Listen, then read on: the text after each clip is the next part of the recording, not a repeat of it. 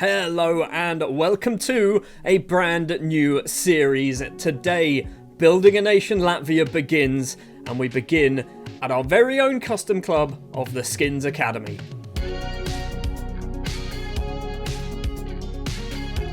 In 2016, this YouTube channel began.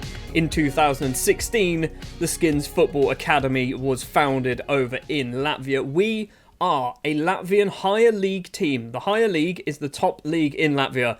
There are some decent sides in there.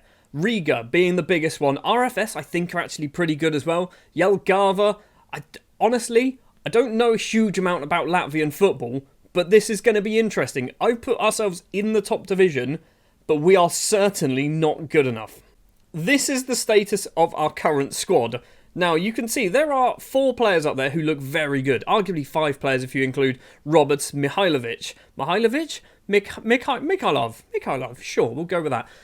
But yeah, we've got a lot of rubbish. One of our best central defenders is 15 years old. In fact, both of our best central defenders, we have Vulgus and we have Lizanovs, they're both 15 years old.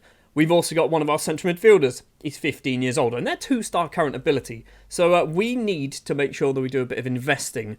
And we do have some money to do that. We've got a reasonable amount of cash. We've got nearly 4 million in the bank. We've got a transfer budget of about 125k, a wage budget, literally 15,000. We've spent 10% of that currently.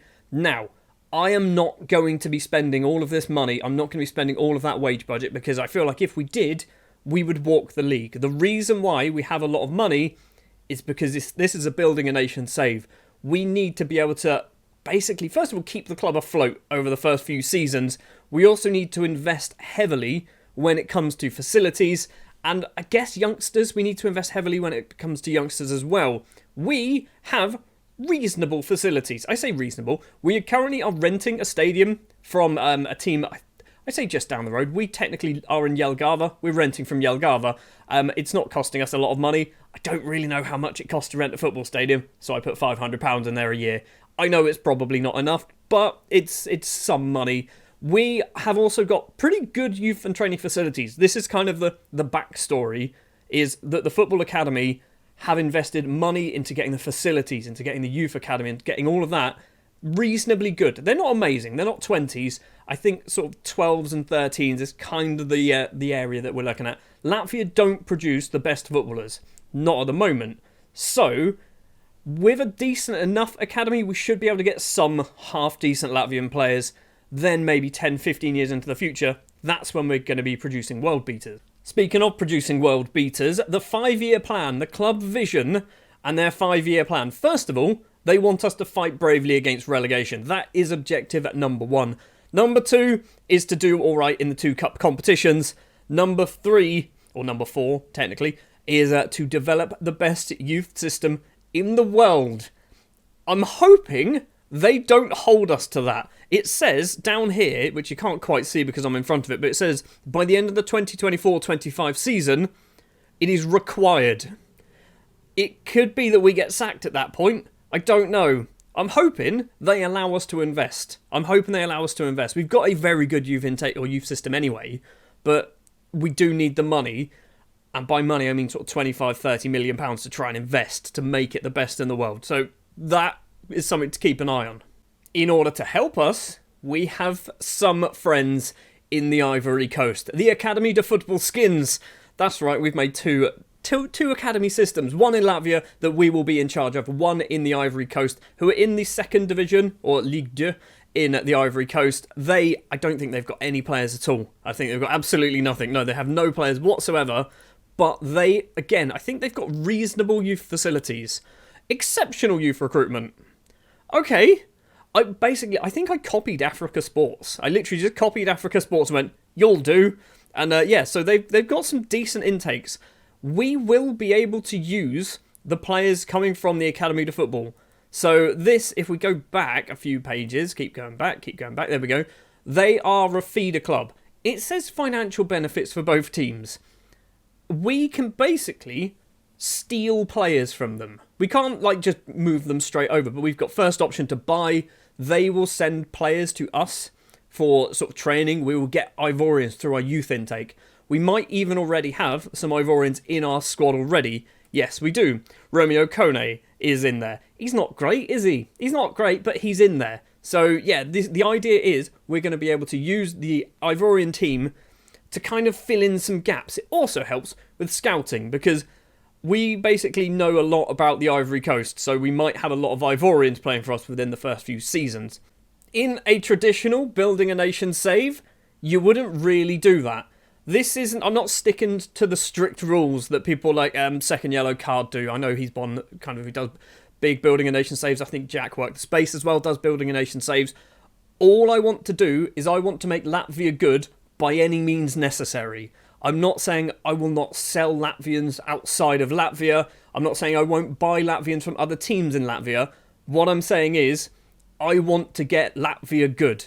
And it is going to be very difficult because this is something that I'm going to keep an eye on quite heavily. The coefficients and the competition reputation. We are the 88th best league in Europe. That is very, very low. I mean, there's 391 in total, but yeah, we are the 88th best. So there is certainly a lot of work to be done. So Finnish First Division, the Lithuanian A-League is higher than us. Austrian regional divisions. The Luxembourg second tier. Is that the second tier in Luxembourg? That can't be, surely. But yeah, there are some, if I'm honest, utter garbage in front of us that we need to try and clear. But in order to do that, as you probably expected, we need to make sure that we are doing well in Europe. And in order to do that, we, the Skinnz Academy, need to get into Europe. We're currently 37th. We are going to be losing a 1.625 at the end of this season. I don't think we're going to be doing too well for the first few years. It means currently qualification places. We do get 4 teams into Europe. 1 goes into the Champions League, group stages. They don't go in the group stages. They go in the qualifying rounds. Then 3 go into the Europa League 2, the Europa Conference League. We don't even get into the Europa League proper until we get to here. I think this is when we get into the Europa League proper, which is 15th. It's a long journey. This is going to be a long old journey. It means, episode-wise, when we're actually doing matches, I'm probably not going to do a huge amount of matches per season. We're maybe talking 5 episodes per season. This, technically, is episode 0. Episode 1 will probably be in the next couple of days. Let's talk about the Latvian league system. Now, I can't imagine there's too many people out there who know the Latvian league system in depth. Judging from what Wikipedia tells me and Google tells me, it has regional divisions and things like that. I'm not a fan.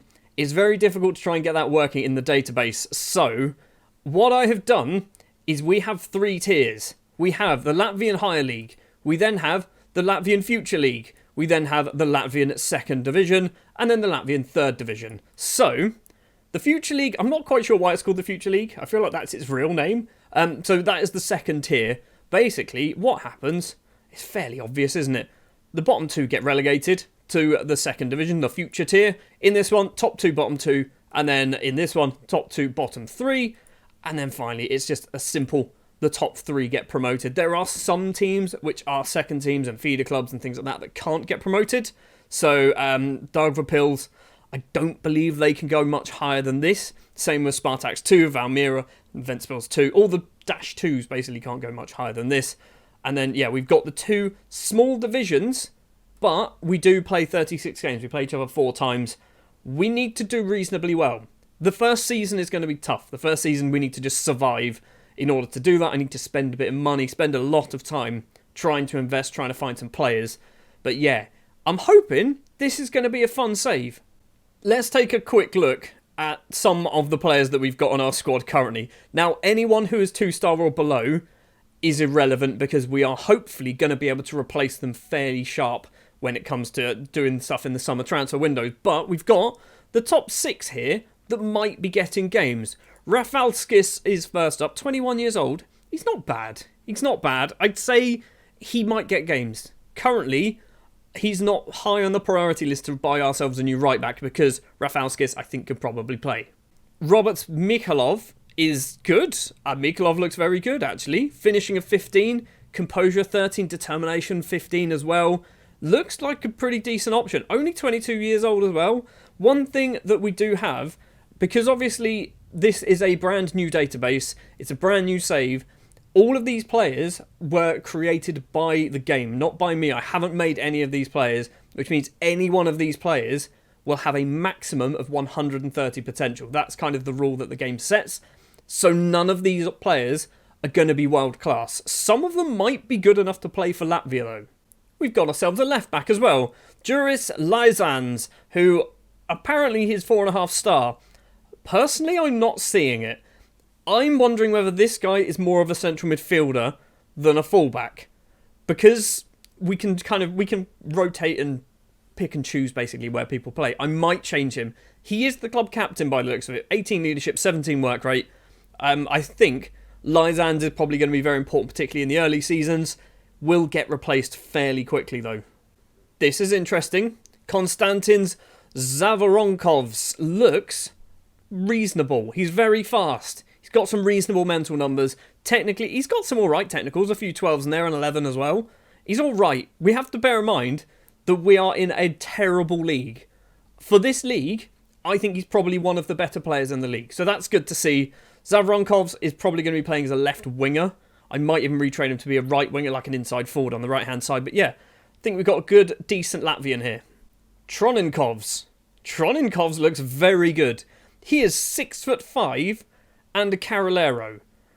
I'm kind of tempted to train him up to be a ball-playing defender, you know? This is just me. I'm tempted to train him up to be a ball-playing defender. Having good defenders is much more useful than having good midfielders, in my opinion. If you can stop goals from being scored, average midfielders can help create goals at the other end. So Troninkovs might become our new central defender. He's very good, isn't he? 16 technique and work rate, 18 determination. Physicals are looking pretty good as well. 15 strength. He's 6'5" as well. Troninkovs is probably our best player. No, he's not. No, he isn't, is he? Mihails Yurkovs. We'll go with the soft J. He's ridiculous. He's absolutely ridiculous.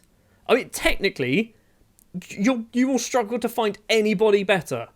16 finishing, 16 first touch, 17 heading, 17 acceleration as well. He's not the fastest at 12 pace, but getting up to that 12, he's very quick at getting there.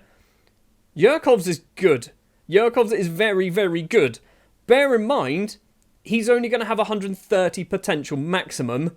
I think he's probably there. He might be like 128, something like that. So Yurkovs isn't going to get much better, but he is certainly a player we can build a team around. By the way, these players here, the positions are because I did quick pick. That's why they're all in there. That's kind of how I know that Vulgus and Lizanovs are our best two central defenders. Vulgus, by the way, this is what we're working with the 15-year-olds. So we do need to do some investment. And Lizanovs, again, he's a bit better. Lizanovs is, I was going to say he's reasonable. He's not reasonable, is he? He's all right. He's all right, but Troninkovs might be retrained to be a central defender. So yeah, that is kind of the current state of the squad. It's all right. We've got some puzzle pieces in place, but there's a lot of puzzle pieces also missing. So what I'm going to need to do is do a lot of transfer business off camera, try and strengthen this squad. I want to make sure that we are Latvian for the most part. We will probably have about 5 or 6 Ivorians turning up, because like I said earlier, with our feeder club, we do have decent scouting in the Ivory Coast, which means basically quite a few of them are just going to turn up randomly, and I'm going to go, yes, he looks very good. Also, like I said earlier, financially, I'm going to try and not spend lots of money.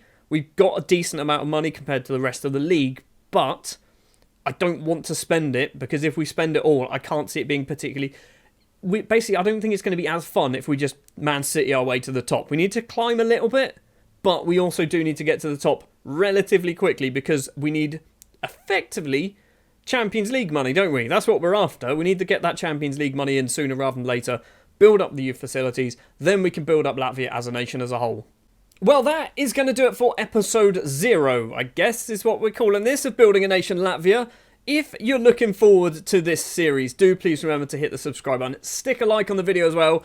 What are you looking forward to most? How long do you think it will be before we get into the Champions League? My guess, and by Champions League, I mean Champions League proper, my guess is 5 seasons, which I think might be about 5 seasons too soon, but that's my target, is 5 seasons. I want to be in the Champions League group stages and getting absolutely hammered by everybody, but that's the plan, that's the hope. Thank you very much for watching this episode. If you did enjoy, like, subscribe, stick with your comments down below, and I'll see you in episode 1, where the story will begin.